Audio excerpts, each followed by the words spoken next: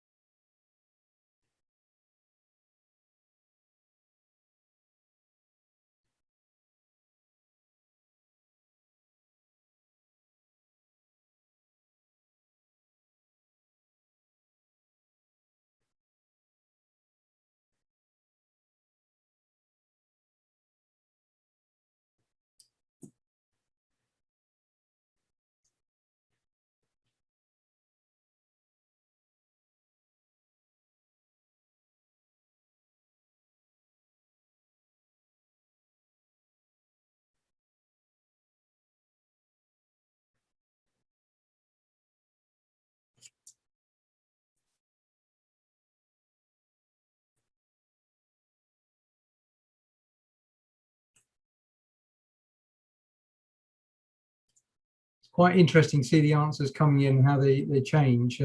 We haven't got, everybody hasn't answered yet, but if Chloe, if you can show the results now from those that have answered.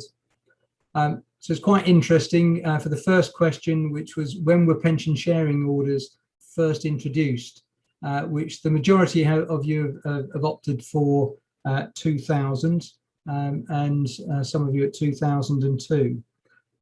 The answer to that first question is 2000. So the majority of you are correct. I can only assume that those that perhaps were a couple of years out are perhaps the younger ones of you that perhaps weren't even working in 2000.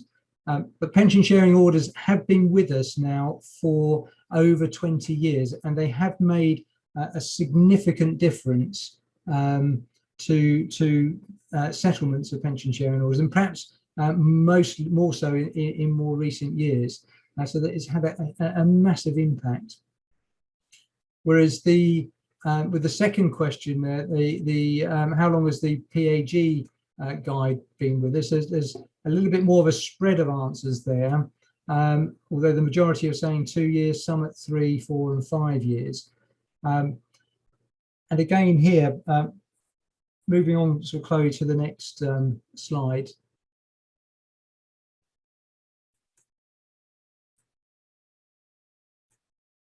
The Pension Advisory Group guidance has actually only been with us for nearly 2 years. The majority of you were right with that, but it does feel like it's been with us for much longer. It's had such a significant impact in the way that we think and address advice regarding pensions in divorce situation.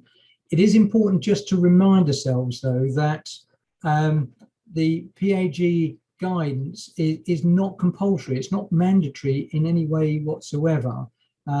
It is simply a guide. However, it's fair to say that it is more and more frequently being viewed as a good practice guide to pensions and divorce, not only for yourselves as family lawyers, but also for judges, for mediators, any other experts and clients.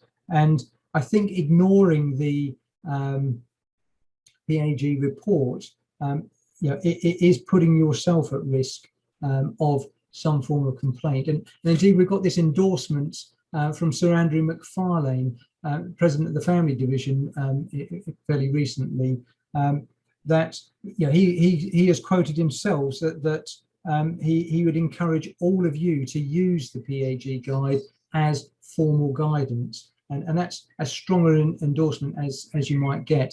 But that's also supported by some very high profile cases. These three that I've listed up here in particular.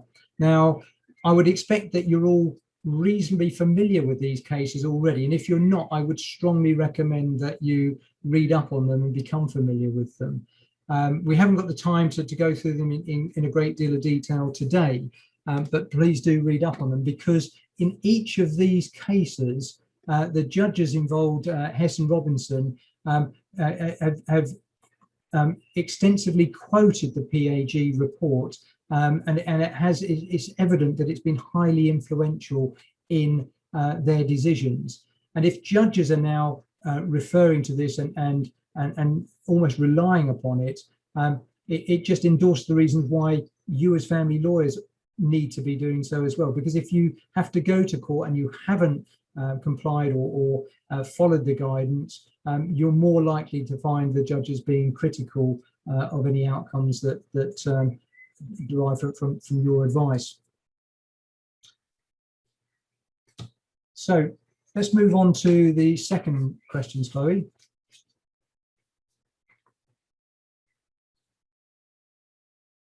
We've got here, what is the biggest area for claims of negligence for family lawyers? Again, I'll give you a few moments to put some answers up.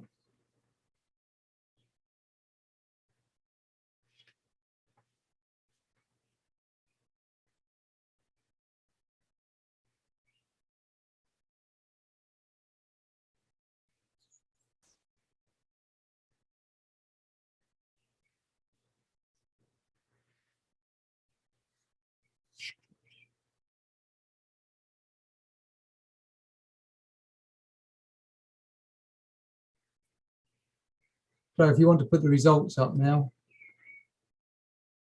So the reality is that all of these areas are areas that you are very vulnerable to potential claims for negligence, whether it's equalisation agreements, offsetting, state pension exclusion, or getting involved in regulated advice, financially regulated advice.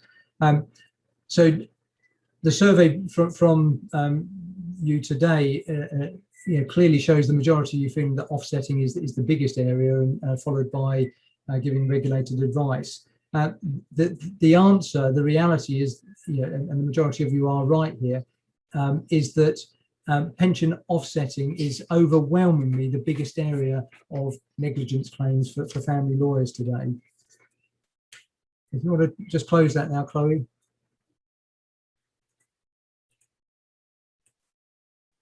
And the PAG guidance has been clear in a number of areas, as well as offsetting, that they've highlighted areas of concern.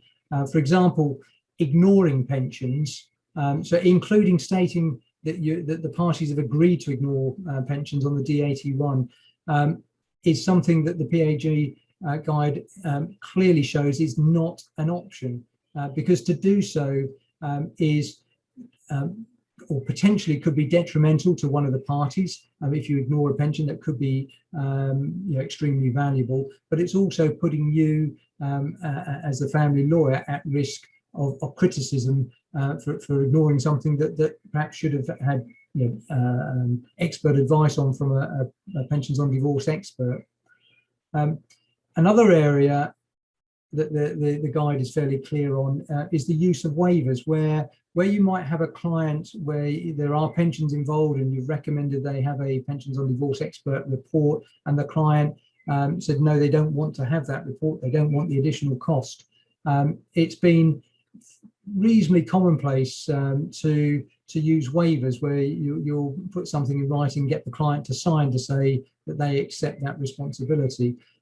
And the PAG guide, is very clear that such a practice is very questionable. They have stopped short of saying that you should not do this, but they have stated that it should be a question and a matter for your own internal compliance and your own risk management and even your own PI insurance.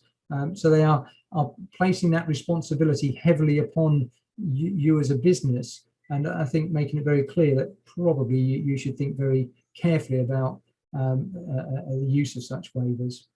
Claims of negligence, as we said, overwhelmingly in cases of offsetting as opposed to sharing of pensions, and we'll come on to that in a bit more detail later in the presentation. And we're also seeing more and more firms now actually decline to act for a client who chooses not to have a pensions on divorce expert report where it's appropriate. And that's understandable, where firms and individuals do not want to put themselves or the business at risk of a complaint, which can be very costly to the business, both in terms of financial cost and the time cost in dealing with such complaints. Let's move on to the third set of questions. Again, I'll give you a few moments to answer these.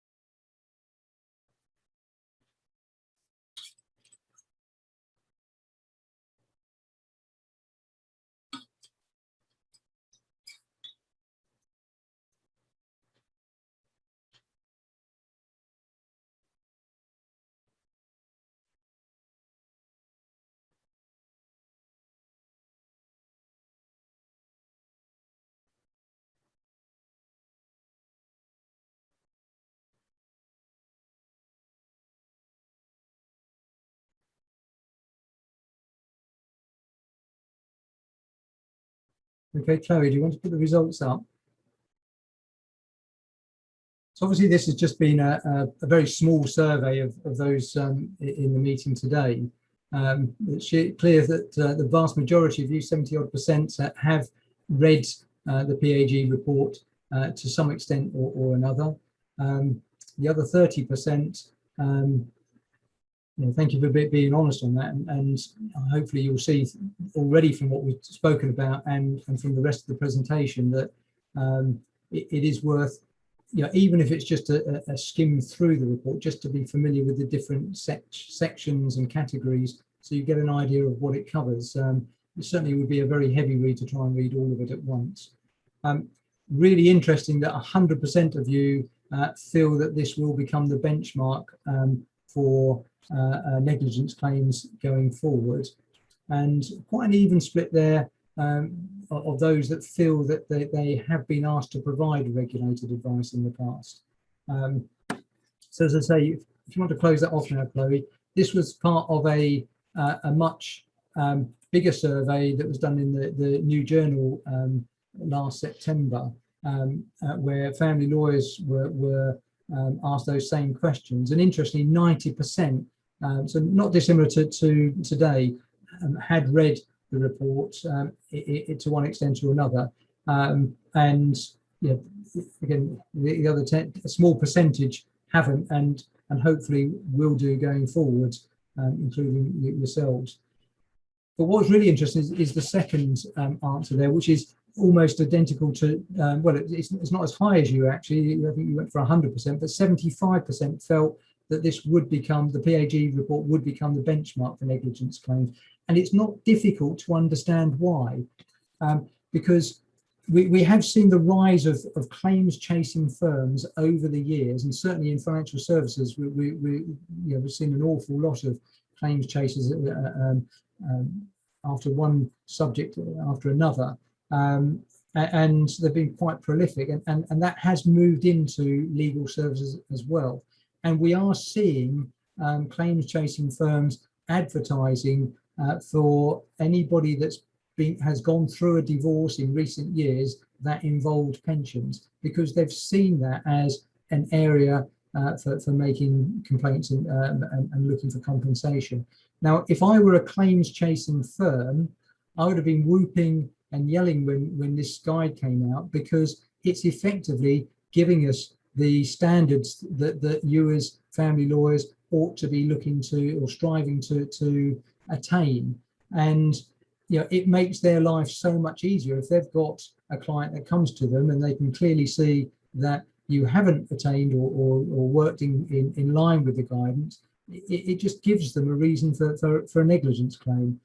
So even more reason why you should become familiar with the guide and certainly be using Pensions on Divorce experts, because it's just setting it up for them.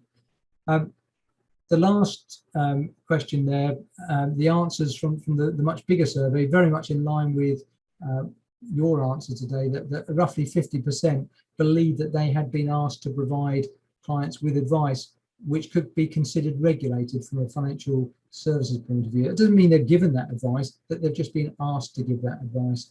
And I suspect that actually the reality is it's probably a much higher percentage than that, because I would imagine that most of you and those surveys have been asked to give such advice without actually realizing it, because it's a very, very thin line between what is giving information and actually giving advice. And that line needs to be trodden very, very carefully.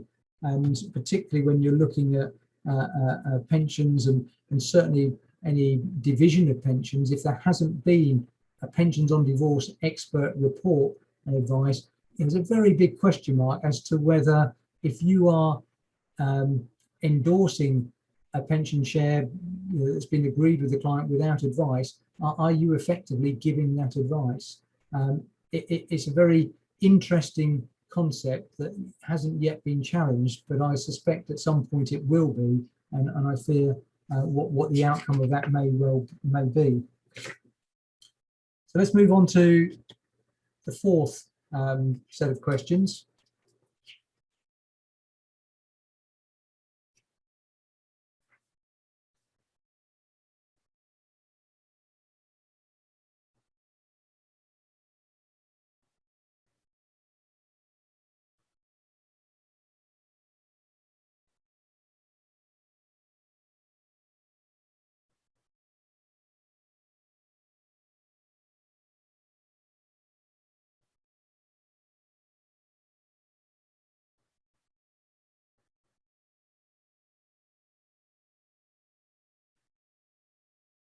Okay, Chloe, do you want to put the results up? A really interesting spread in the first question. How many resolution accredited IFAs are there in the UK, and how many at Struck and Bound? So it's quite an even spread across all of you today on the numbers we've put up there. So if you want to close that, and I'll move on to the next slide.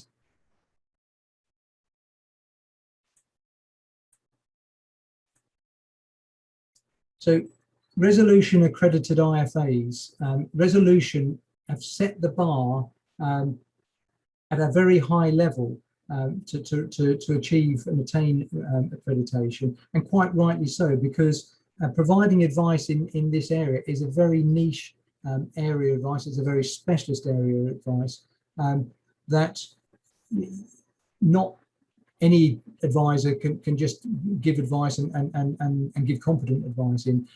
Resolution provides training in this area. There are exams to pass. It gives training in quite specific regulations that surround divorce, statutory instruments, and lots of the nuances that apply here.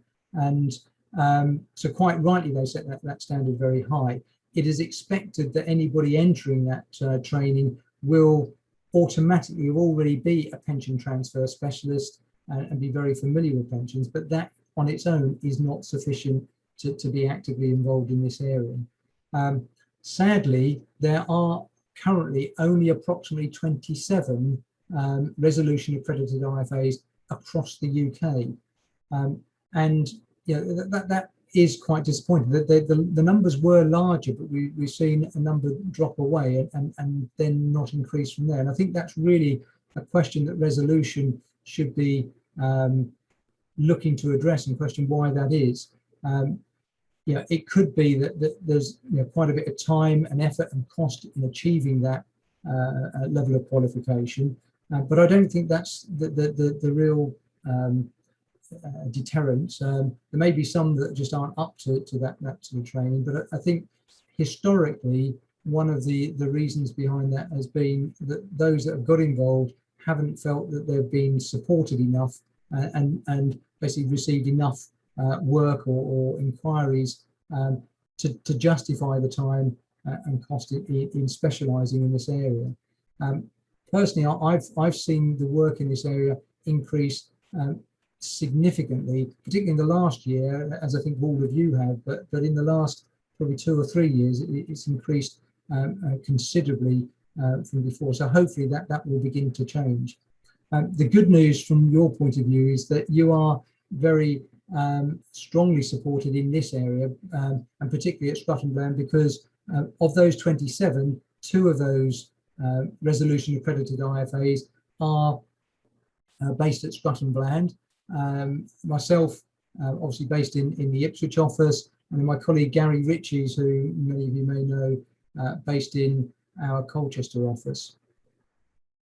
Through the resolution accreditation and training, and also through the PAG guidance, and if you've read the PAG guidance, you'll realise that advice in respect to pensions is a huge area of advice. It's hugely complex. There's so much to learn, and in reality, I think many of you probably set your expectations of yourself too high, in that you want to understandably understand all the issues surrounding pensions and almost be able to give advice, and that's really just not realistic for you when you've got your own day job to do and to understand all the changes and developments in your area.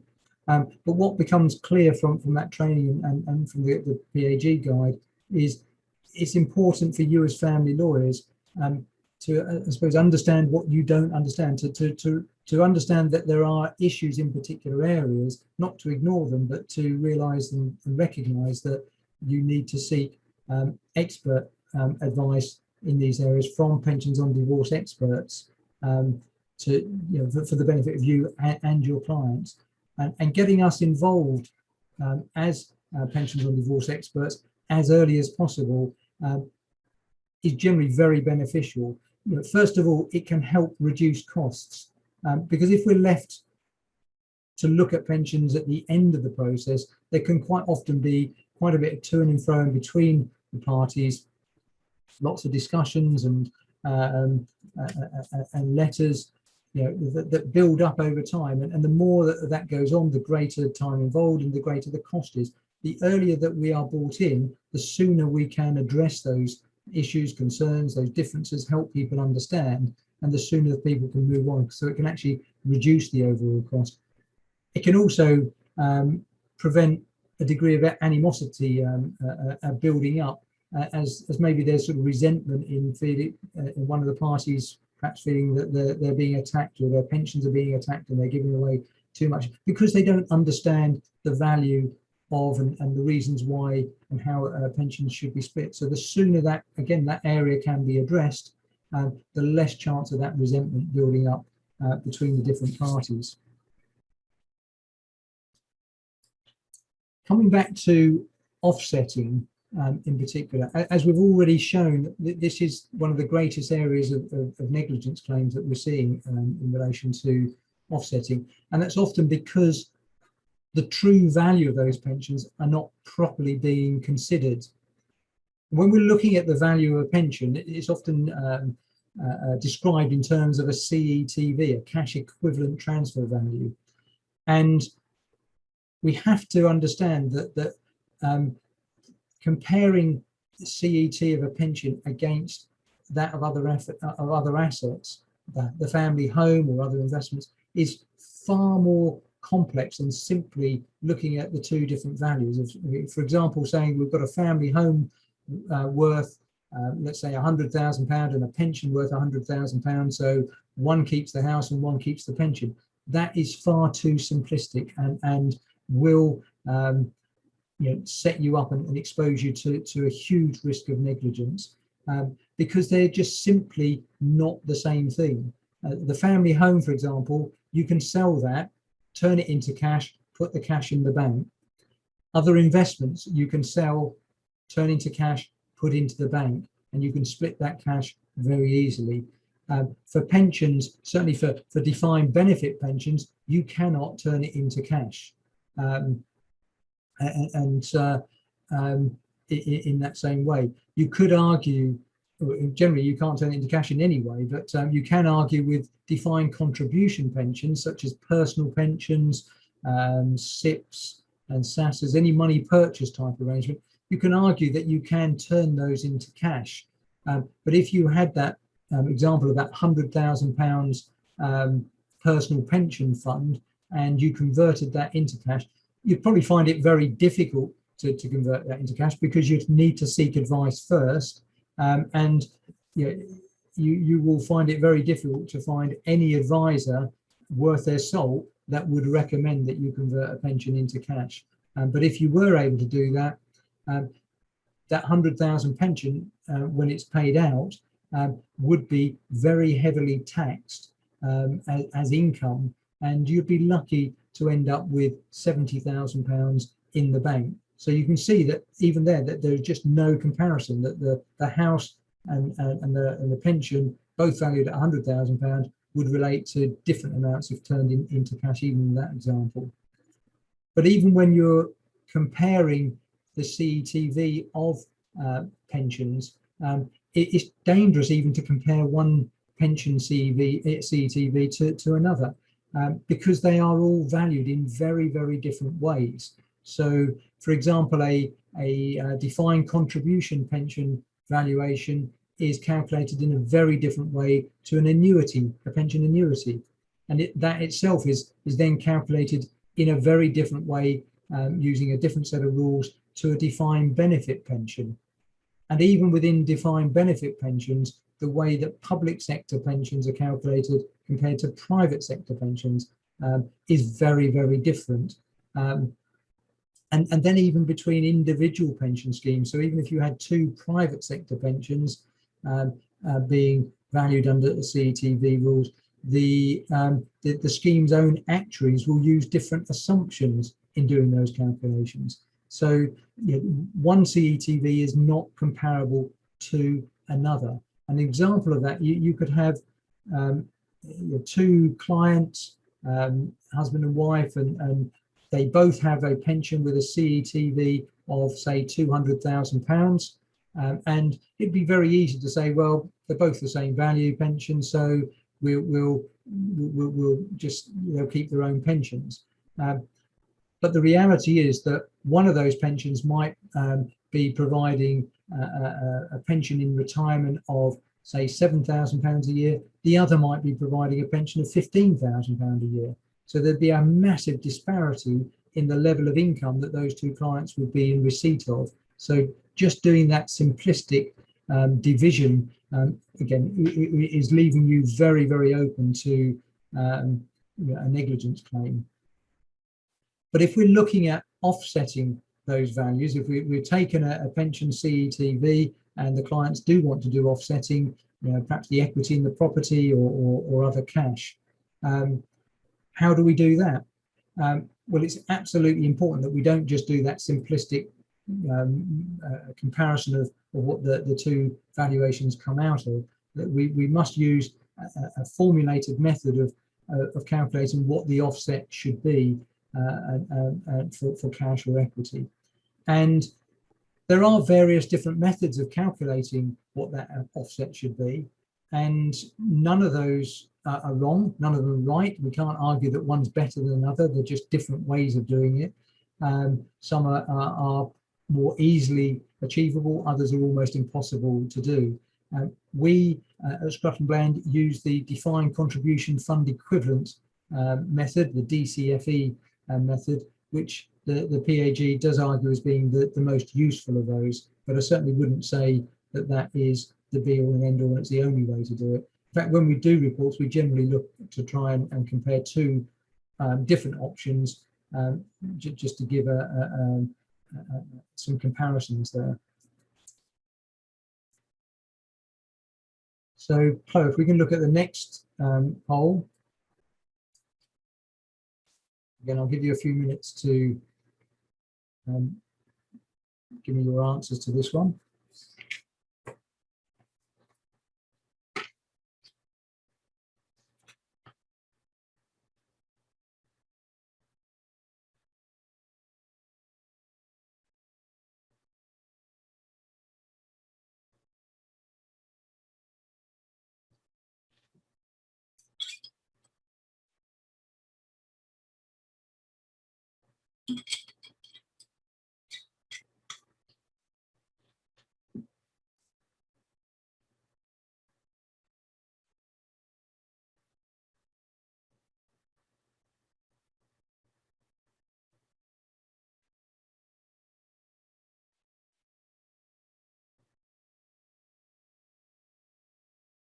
I want to put the results up now, Chloe.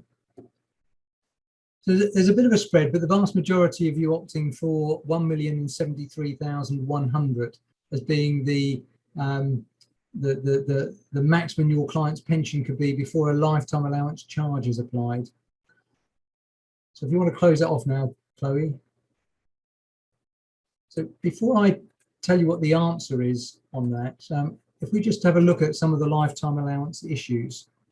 And just in case there are any of you that are not sure what this is, so just a very simple explanation.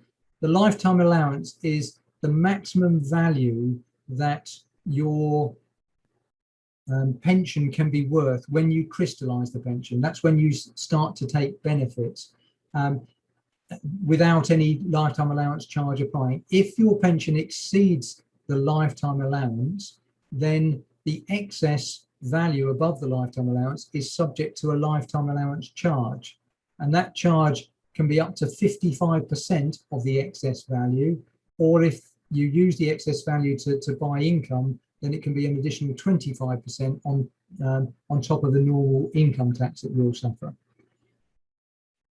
As we're seeing is a bit of a theme with pensions here, lifetime allowance is an extremely complex area. And even we as pensions on divorce experts cannot retain all the information and all the different scenarios that would apply to lifetime allowance issues. What the secret is for us is really to understand the framework within which lifetime allowance works. And so it helps us to immediately recognise where there's an issue or when an issue arises, and then we know where to go to assess that issue and look at exactly what applies and what solutions we should be looking at. The standard lifetime allowance today for 2021-22 is 1,073,100, which many of you have put down as your answer in the poll that we just had. The lifetime allowance was only a few years ago set at £1 million, and it was to increase each year with CPI, so it's increased to this level, but it was capped in the last budget at this level, and it's capped for the next 5 years, so it's not going to increase again from this level for the next 5 years. But it wasn't always at this level, it wasn't always at 1 million. In fact, the lifetime allowance hasn't always been there. It was only introduced in 2006. Prior to that, there was no lifetime allowance. In 2006, the lifetime allowance was introduced at £1.8 million. But that would have been hugely harsh and unfair had you have built up a pension fund of, say, £5 million under the previous rules, all in good faith, only to find that we now have this new lifetime allowance at 1.8 million, and all the excess in your pension fund is now subject to these massive tax charges. So the revenue at that time introduced some protections. to basically avoid that situation for those that have already built up pension funds. As I say, the lifetime allowance was introduced at 1.8 million. It was then subsequently reduced to 1.5 million, then again to 1.25 million, and then down to the 1 million figure. And each time these changes have been brought in, another set of protections have been introduced. So we've now got a variety of different protections, such as primary protection, enhanced protection. We've got fixed protection 2014, fixed protection 2016. We've got individual protection 2014, individual protection 2016, and they all have a different set of rules that apply to them. And so you can see that it can be very difficult to know and understand what might apply to your clients. And the important thing is to understand that if your clients have substantial pension arrangements, a protection of some sort may apply. And the importance of understanding that is that if you agree a pension sharing order as part of the settlement in the divorce, that pension sharing order can and will have an impact on the protection. But how it impacts will depend on each individual circumstances. And for example, a pension sharing order can reduce the protection that's afforded to the client. The protection could be lost altogether, or it could be the reverse of that. It could actually enhance the protection. So it is absolutely crucial, but where your clients have larger pension funds, that they and you recommend that they seek expert advice from a pensions on divorce expert before you agree a pension sharing order, so that you can understand and establish what the impact will be of such a pension sharing order on that protection that may be in place, and also the timing of that pension sharing order, whether certain steps should be taken before the pension sharing order is applied or after that. And another very seldom understood rule that is brought out by HMRC is that if a pension sharing order is agreed, where there is protection applying to the pension, it is the client's duty to advise HMRC of that pension sharing order. If they do not, then the client will be facing penalties and fines for non-disclosure of that. And you can imagine if a client has implemented a pension sharing order following a divorce, and it then subsequently faces penalties and fines, it doesn't take too much to work out where they're going to go and who they're going to look to for some sort of compensation, because they haven't been told to speak to the HMRC. And that's most likely going to be yourselves. And it's such an easy area to address and cover yourself in by simply adding a one-line sentence into a post divorce letter to your client, basically saying we've agreed a pension sharing order, and if you had protection or where there was protection, you have a duty, Mr. Client, to advise HMRC of the pension sharing order. And then you have covered yourself and advised the client.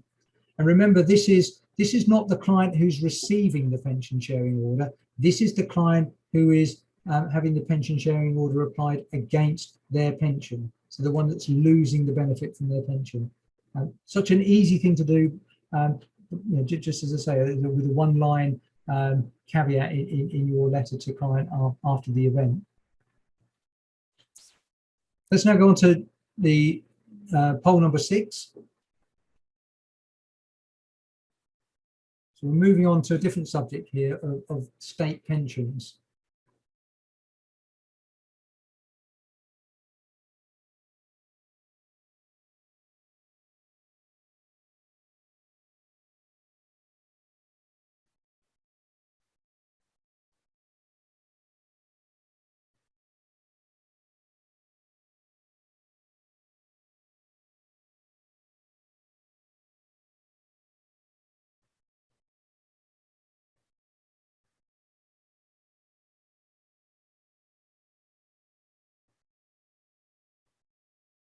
Okay, Chloe, if you want to put the results up. Again, we appreciate it's a very limited survey here, but again, a fairly even split. About a third of you taking state pension into account all of the time, a third most of the time, and the remainder some of the time. I'm going to close that off, Chloe. So if we're looking at state pension, and I'll come back to that the poll in a moment. But when we're considering state pension, it is not an understatement to say that state pension is mind-blowingly complex. All pensions can be complex. State pension just beats them all. It is such a huge area. And remember, state pension has been with us, I think, since the 1950s. We've seen it change and morph. Until recently, we had a two-tier state pension arrangement, but even that has changed over the years. It was first introduced with initially just a basic state pension, and then this earnings related pension, which was called graduated pension. The graduated pension was eventually replaced with what was called the state earnings related pension scheme, or more commonly known as SERPs, but that itself was replaced later with the state second pension, S2P, and then eventually the two-tier system was abolished and replaced with this new flat rate pension that we have today, which is much more straightforward compared to the other systems. But if you had built up benefits under the old system, which were greater than under the new flat rate pension, then those greater benefits were more often not protected. So it's not unreasonable to expect that many of your clients, particularly now where we have, I think the term is many more silver splitters, those that are divorcing later in life, it's not unreasonable to expect that they will have built up some benefit in all of those different regimes. And so it's almost impossible for anybody to estimate what an individual client's entitlement would be. And that's why we rely on the state pension forecasts. But what we have to appreciate is, even though the flat rate pension, full flat rate pension, is probably normally around about £8,700 to £9,000 a year, it can be higher than that if somebody's built up greater benefits under the old regime. And it's not a level of pension that any of us would perhaps want to rely on solely in retirement. We'd want to supplement it with other pensions. But even though it's a relatively low income to survive on, it is still an extremely valuable pension and asset. And the cost of buying the equivalent pension income today would be in excess of £326,000. So that's an income of about £8,700 a year, increasing each year with CPI. That's £326,000. Now, I don't think any of you would ignore any other pension that's within the matrimonial assets that is of that sort of value. I'd hope you wouldn't ignore any other pension at all. I don't think any of you would ever ignore any other asset of the marriage of that sort of value.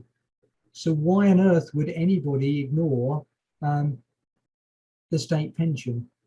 So I've seen in the poll that we had that some of you consider state pension all the time, 100%, some most of the time, and some of the time. For those that aren't looking at that 100% of the time, I would suggest that it'd be sensible to rethink that and always consider state pension and build it into the assessments that you're looking at.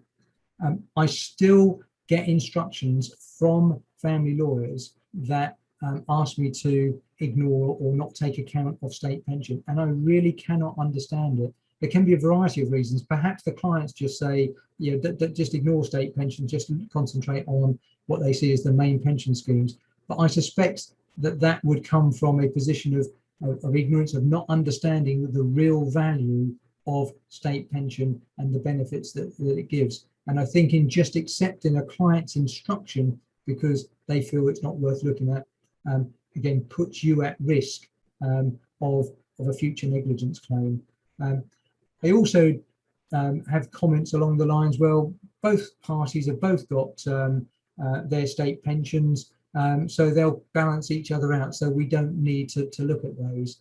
And that may well be the case, particularly if you've got clients who are of similar ages, similar work history. The likelihood is they will have very similar state pension entitlement that will equalise each other out. But we won't know that unless we investigate it. But it's not uncommon for one spouse maybe not to have as built up as higher national insurance contribution history, and therefore have lesser state pension, perhaps because they've taken time out to bring up the family or for any other reason. And whilst they may still have a state pension entitlement, there could be a massive difference between the income and therefore the value. So it may not be 326,000 difference, but it may be 100,000 or 200,000. And I just think to ignore that in any scenario is just another risk of negligence claim that you could be facing in the future. So to ignore it is at your peril, really. But Chloe, if we could have the the seventh set of questions here. Again, I'll give you a few moments. This is a multiple choice, so you can choose more than one option if you feel that's appropriate on this one.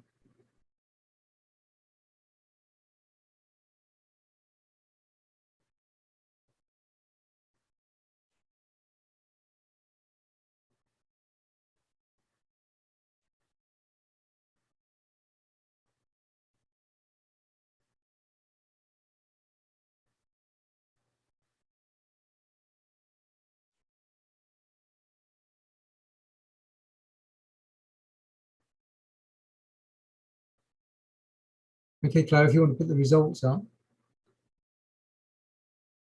I'm really pleased to see the answers on there, that the majority feel that we're able to provide advice in all of these areas. And the reality is, and the answer actually is, that we can provide advice in all but one of these areas, or we choose not to provide advice in one of those areas. So all of them, with the exception of the last, which is providing an alternative valuation for a defined benefit CETV. This is an area that we don't provide advice on, we choose not to. We feel it's stretching the limits of our field of expertise. And in those scenarios, we would always refer that piece of work to a specialist actuary to calculate an alternative valuation. Or we'll point you in the direction of an actuary if that worked better.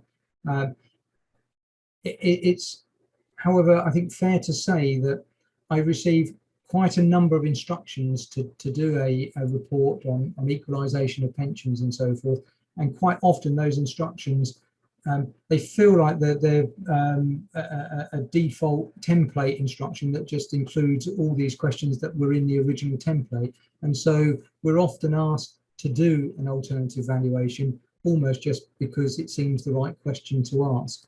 And the reality is that in many scenarios, and if not most, asking for an alternative valuation is just creating an additional piece of work and therefore an additional cost to clients for no real value. Because quite often there's no purpose to that. And for example, if you've got defined benefit pensions and you're looking at internal transfers only to equalise income, really the value of even the CETVs of the pensions are almost irrelevant and of no real consequence.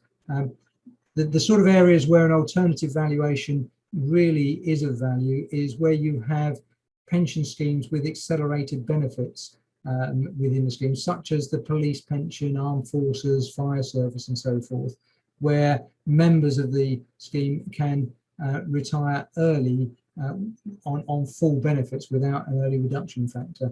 And so in those areas we would defer to an actuary, because that's just not an area that we provide advice on. It's important, I think, also to state here that pensions on divorce experts that can provide virtually all these other reports and valuations, include resolution accredited IFAs and actuaries. It's not one or the other. But there are certain areas like alternative valuations that we would always pass on to an actuary and we wouldn't get involved in. Equally, there are other areas which are regulated advice under financial services that actuaries can't get involved in. But the vast majority of those other areas, it can be either or. So Chloe, if you want to close that one off. So just recapping on that, at Scotland Brown, as we already pointed out, there are 2 resolution accredited pensions on divorce experts at Scotland Brown. Each of us individually have more than 20 years experience in this space, and we can provide advice in all of those areas with the exception of that alternative valuation. So it can start with really sort of basic assistance of helping you and your clients just understand what the pensions are that are in question, and what their values are, what the value of those pensions are to the individuals, and how they could be split, and what issues need to be taken into consideration. We could go to the next step of that, is if you need a report on the division of pensions to equalise pension income in retirement, we will do those reports, or if it's equalisation of capital value. As we mentioned earlier, we can also do reports for offsetting pension against other assets, and then take it to the next step of that regulated advice of implementing the pension sharing orders once they've been agreed. And the advice we can give can be full advice. It can include all of those different areas, and we can take it right from the beginning through to the final step of implementation, or we can provide advice on areas that specific limited areas only if that's what's called upon. So we could just get involved in that, assisting in understanding the pensions and then step away from it, or we can just be involved in the implementation of the sharing order, or anywhere in between that. We are happy to act as a single joint expert, or to act just as an advisor to one party if that's preferred. Either or really makes no difference to us, but our preference would always be to act as a single joint expert. And there's a few reasons for that.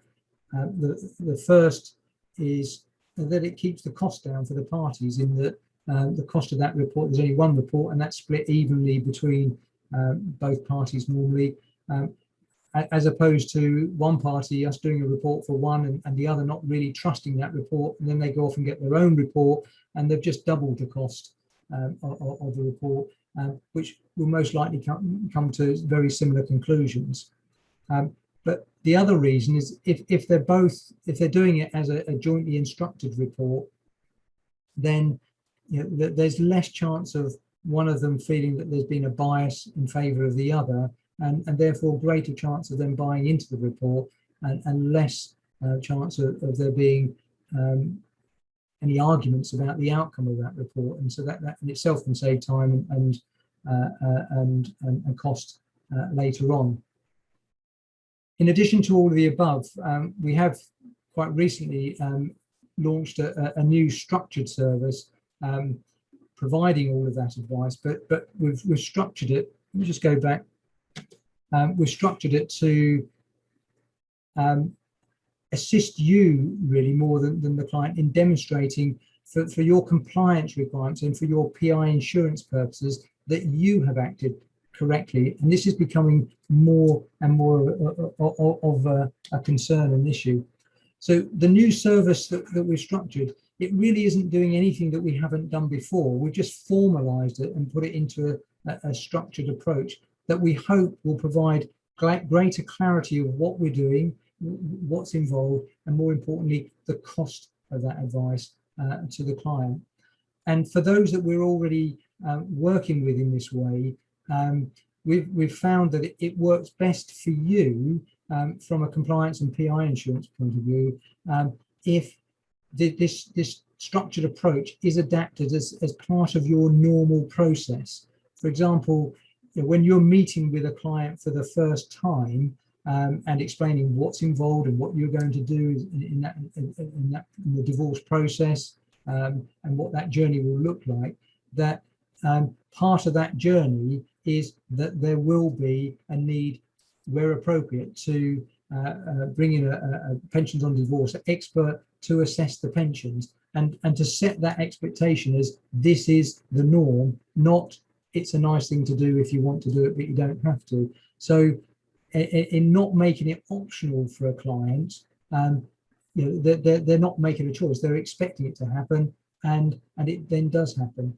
And as we saw earlier, and we've seen through a lot of the PAG guidance as well, that there are more and more family lawyers now that are saying that if a client isn't prepared to have that expert report, that you're not willing to expose yourself or your legal services practice to the risk of those future complaints. So they're saying that they won't proceed in providing that advice if the client will not engage with that part of the process.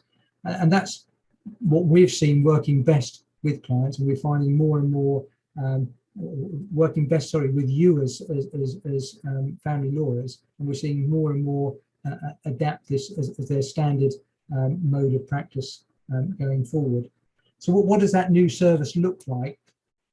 Well, we'll split it into three stages, and the first stage of that is just an initial meeting at a fixed fee, and this is to hopefully encourage clients to engage with the need to be looking and reviewing their pensions. And the aims of that initial meeting are quite simple, really. Is firstly to help you and the clients understand what the pensions are, what their values are, not just in terms of CETV, and what, if any, issues exist in relations to those pensions.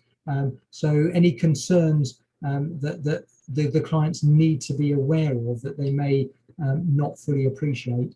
And then having talked that through, point you and your clients in the right direction as to what course of action they ought to be considering, whether that be, these pensions, the cost of assessing them will be disproportionate to any benefits, so there isn't any benefit, perhaps if they're very low level pensions, and so forth, or whether any further investigation is needed in the form of some sort of specialist pensions report on equalisation or offsetting or the like.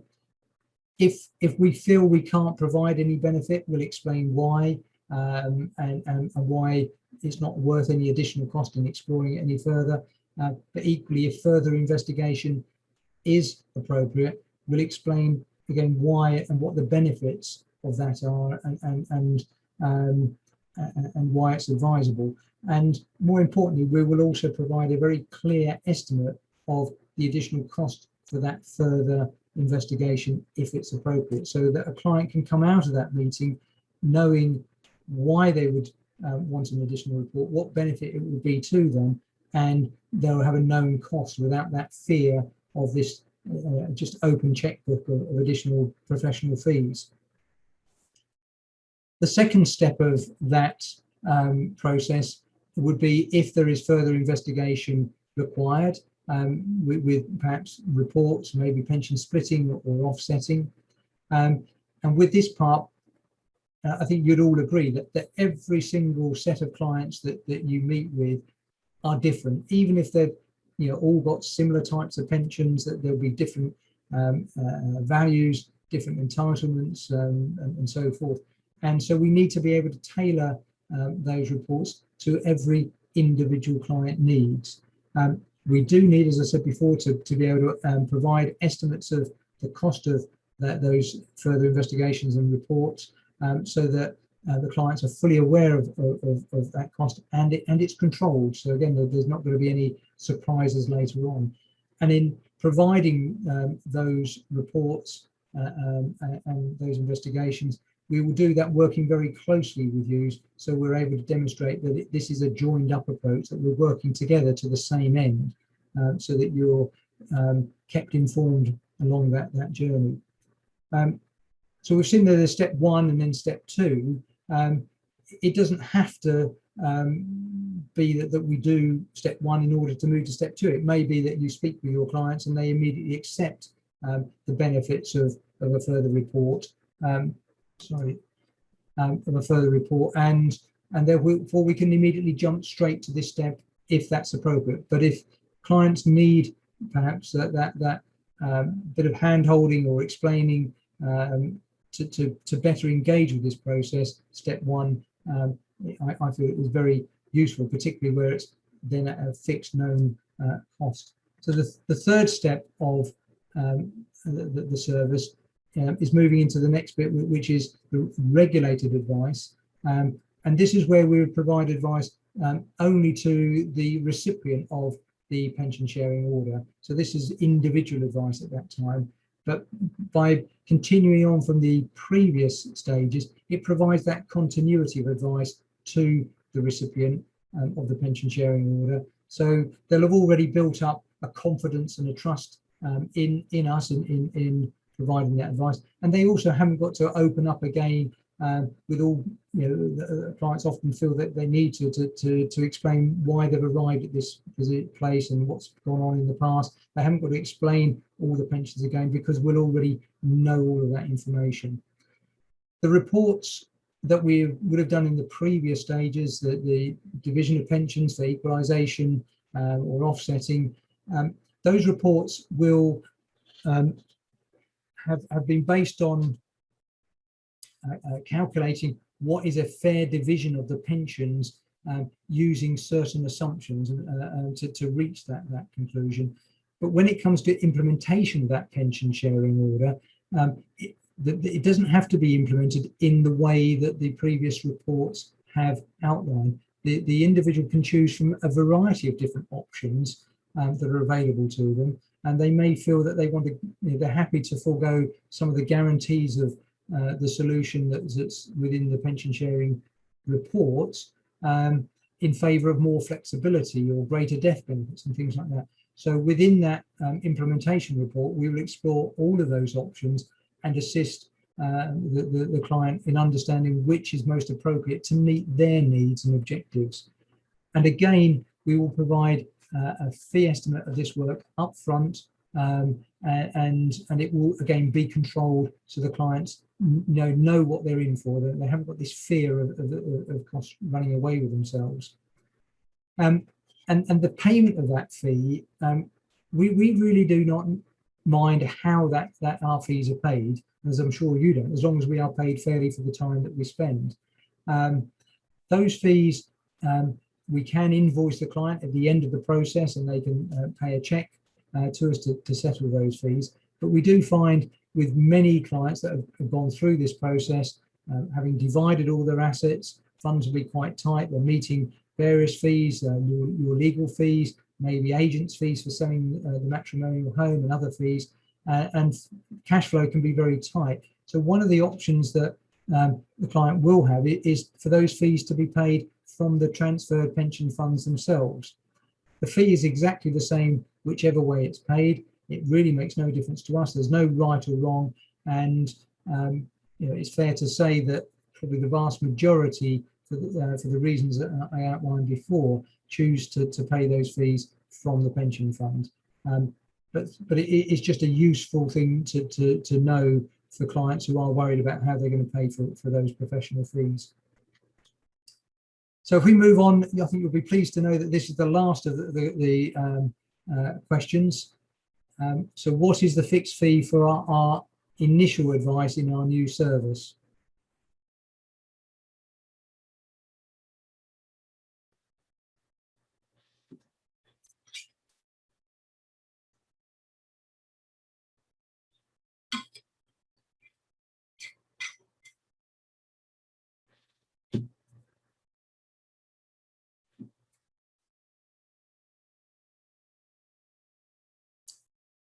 Okay, quite a split there. I have to admit that this is something that we wrestled with quite a lot when we were looking at the service, because we normally charge for our time on a time-costed hourly rate basis, but we were worried that would deter clients, because it would be an open checkbook and time could run away with itself. We would normally expect to do 30 minutes to an hour's preparation before that meeting, looking at all the papers, and we would normally expect the meeting to be about an hour and a half to 2 hours. So you could be looking at about 3 hours worth of work, which could be £720 plus VAT. But we felt we wanted to offer this as a way of assisting clients with engaging, and we wanted it to be at a fixed fee without it being open-ended. So the fee is actually the £360 plus VAT. I'd love it to have been the £60 plus VAT, but there's just no way that we could have covered any of our time at that.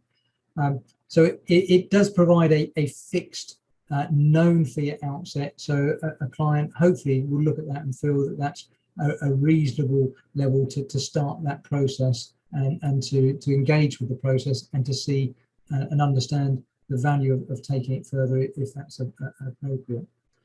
We do have to charge VAT for that work.